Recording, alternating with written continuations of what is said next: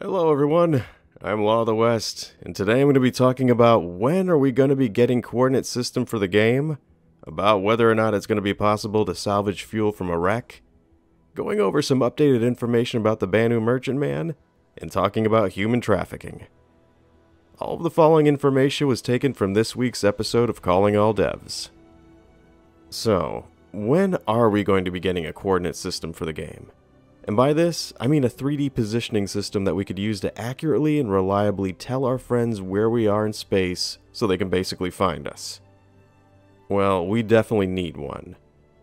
Creating a system like this would be fairly straightforward in how it would be accomplished once you establish the system that you're going to be using to generate coordinates with. This can be done in a number of different ways, and each one presents its own unique problems. The first thing you need to do is establish where the origin point is going to be. And that's going to be the point where all the other coordinates are going to be based around. Because of our lineage, humans would most likely choose for it to be either the Earth or the Sun. Problem with this system is that the further you get away from the center point, the bigger the coordinates numbers are going to get. And eventually they would be too massive in scale to be practical for what we want to use them for. So, to combat that, you could localize coordinates into sectors, or even further break them down into zones.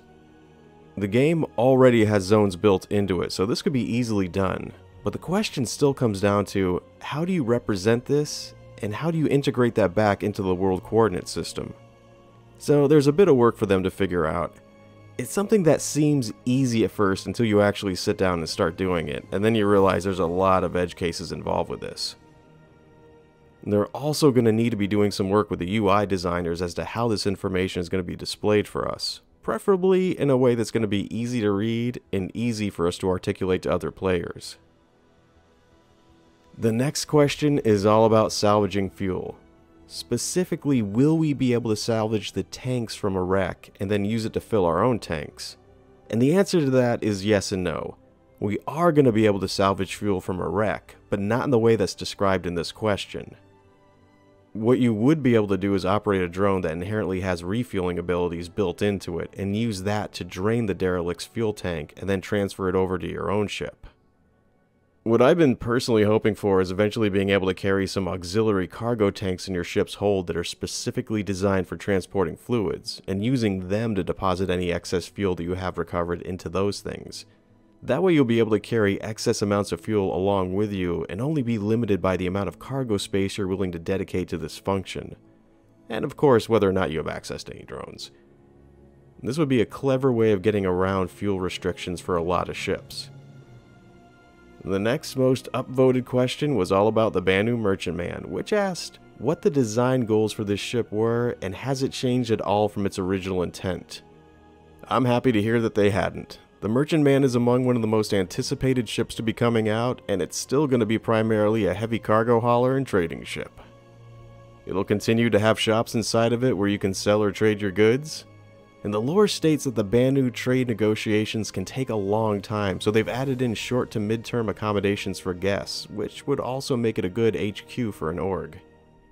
And it's still also got those big-ass guns on it to defend itself.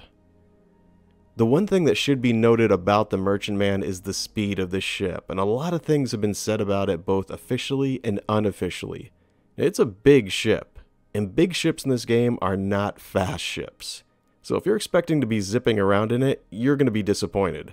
It's large, it's armored, and it has firepower to protect itself.